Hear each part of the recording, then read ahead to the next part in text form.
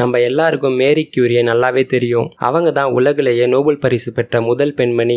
அது மட்டும் இல்லாம 2 முறை நோபல் பரிசு பெற்ற முதல் நபரும் மேரி கியூரி தான். அதே மாதிரி 2 வெவ்வேறு துறையில நோபல் பரிசு பெற்ற முதல் நபரும் மேரி கியூரி தான். சொல்ல போனா 1927 அப்போ பிரன்சல்ல நடந்த சால்வே கான்ஃபரன்ஸ்ல உலகத்துல இருந்து தலை சிறந்த 29 இயற்பியலாளர் கலந்துக்கினாங்க. அந்த 29 நபர்ல ஒரே ஒரு பெண்மணி தான் இருந்தாங்க. அது யாருன்னு பாத்தீங்கன்னா மேரி கியூரி தான். இப்படி உலக புகழ் பெற்றவங்க தான் மேரி கியூரி. மேரி கியூரி கதிர்வீச்சு வெளிப்படுத்தக்கூடிய கெமிக்கலை ஆராய்ச்சி பண்ணாங்க. இவங்களோட ஆராய்ச்சியால முதலாம் உலக போறப்போ அடிப்பட்ட வீரர்களுக்கு சிகிச்சை கொடுக்க ரொம்பவே உதவியா இருந்துச்சு. அதே சமயத்துல இவங்களோட ஆராய்ச்சி இவங்களுக்கு ஒரு பெரிய ஆபத்தா மாறுச்சு. இன்னைக்கு இந்த வீடியோல மேரி கியூரி பண்ண ஆராய்ச்சி எப்படி அவங்களுக்கு ஒரு பெரிய ஆபத்தா மாறுச்சுன்னு பார்க்கலாம். நீங்க இந்த சேனலை ஃபர்ஸ்ட் டைம் பார்க்குறீங்கன்னா மறக்காம சப்ஸ்கிரைப் பண்ணிக்கோங்க. Welcome to doctor science channel.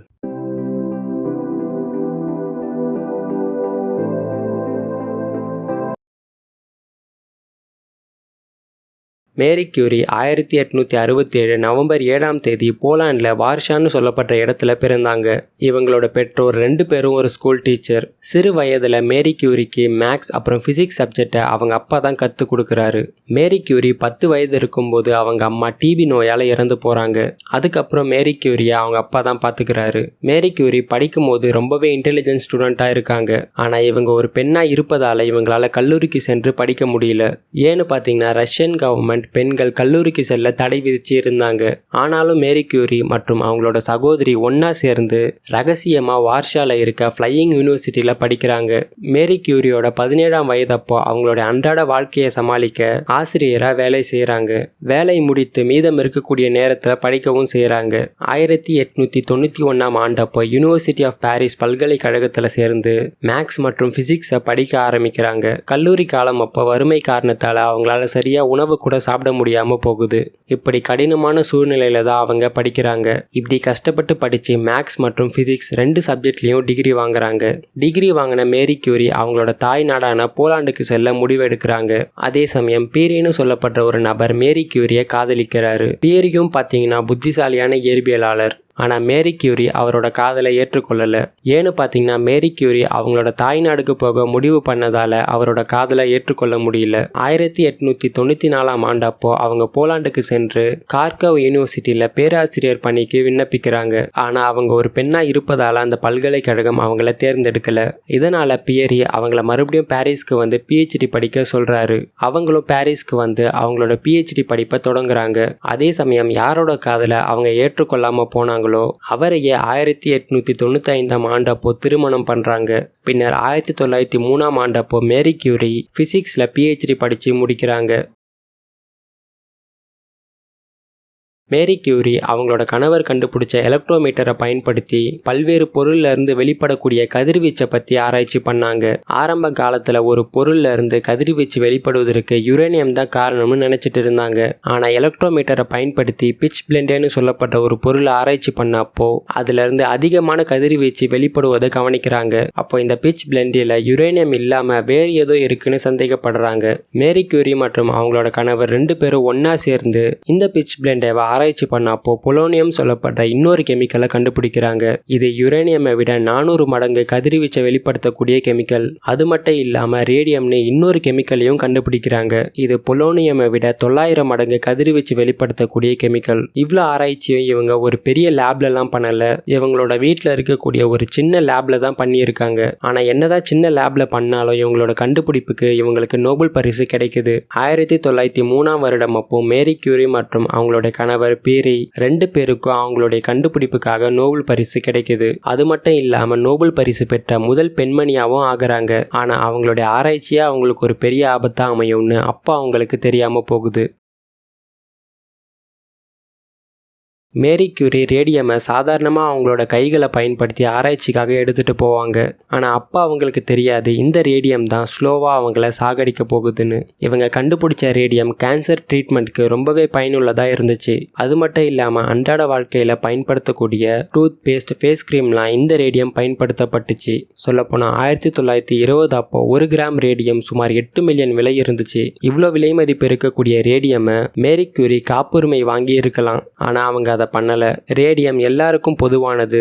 மனிதர்கள் எல்லாரும் இதன் மூலமா பயனடையணும்னு அறிவிச்சாங்க. 1906 ஏப்ரல் அப்போ மேரி கியூரியோட கணவர் குதிரை வண்டி அவர் மேல ஏறினதால அவர் அங்கேயே இறந்து போறாரு. கணவர் இறந்ததுக்கு அப்புறம் மேரி கியூரி பிரான்ஸ்ல ஒரு காலேஜ்ல ப்ரொஃபஸரா ஜாயின் பண்றாங்க. அது மட்டும் இல்லாம பிரான்ஸ்லயே ப்ரொஃபஸரா ஜாயின் பண்ண முதல் பெண்மணி இவங்க தான். மேரி கியூரி கணவரோட இறப்பு இவங்களுக்கு ரொம்பவே கஷ்டத்தை கொடுத்துச்சு. 1911ஆம் ஆண்டப்போ பல சயின்டிஸ்ட் ஒன்று கூடக்கூடிய பிரெஞ்சு அகாடமி ஆஃப் சயின்ஸ்ல மேரி கியூரி இணைவதற்கு விண்ணப்பிக்கிறாங்க. ஆனா அவங்க ஒரு பெண் என்பதால அவங்க நிராகரிக்கப்படுறாங்க. என்னதான் நோபல் பரிசு பெற்ற ஒரு பெரிய சயின்டிஸ்டா இருந்தாலும் பெண் என்பதற்காக அவங்க நிறைய இடங்கள்ல நிராகரிக்கப்படுறாங்க. இருந்தாலும் அவங்க இதெல்லாம் ஒரு பெரிய பொருட்டா எடுத்துக்கல. ஆனா அதே வருடத்துல அவங்களுக்கு 2வது முறையா மறுபடியும் கெமிஸ்ட்ரியில நோபல் பரிசு கிடைக்குது. என்னதான் 2வது முறை நோபல் பரிசு பெற்ற பெண்மணியா இருந்தாலும் பிரான்ஸ் நாட்டை சேர்ந்த பத்திரிகையாளர்கள் இவங்களோட நோபல் பரிசை பற்றி புகழாம அவங்க இன்னொரு நபர் கூட அஃபேர்ல இருக்காங்கன்னு ரொம்பவே தப்பா எழுதுனாங்க. இதை கேட்ட மேரி கியூரி ரொம்பவே உடைஞ்சு போயிட்டாங்க. அதே சமயம் ஆல்பர்ட் ஐன்ஸ்டைன் மேரி கியூரிக்கு ஒரு கடிதம் எழுதினாரு. உங்களுடைய ஆராய்ச்சி பார்த்து நான் ரொம்பவே வியந்திருக்கேன். செய்திகள்ல வரக்கூடிய தேவையில்லாத விஷயங்களை நினைச்சு கவலைப்பட வேண்டாம்னு ரொம்பவே ஆறுதலா கடிதம் எழுதி அனுப்புனாரு. பின்னர் மேரி கியூரியும் தேவையில்லாத விஷயங்களை தவிர்த்துட்டு அவங்களோட 2வது நோபல் பரிசை பெற்றாங்க. 2வது நோபல் பரிசை பெற்றதுக்கு அப்புறம் அவங்களுடைய ஆராய்ச்சியை இன்னும் மேம்படுத்த ஒரு பெரிய ஆய்வகமா உருவாக்க முடிவு பண்றாங்க.